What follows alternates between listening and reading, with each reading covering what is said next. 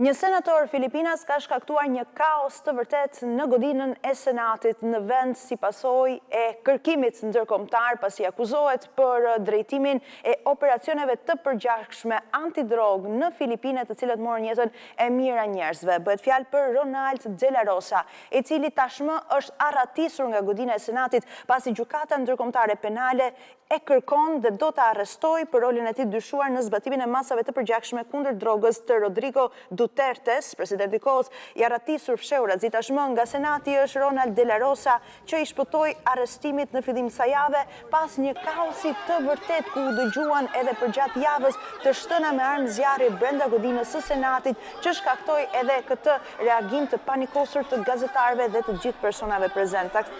Aktualisht, një hetim për të shtënat është duke vazhduar.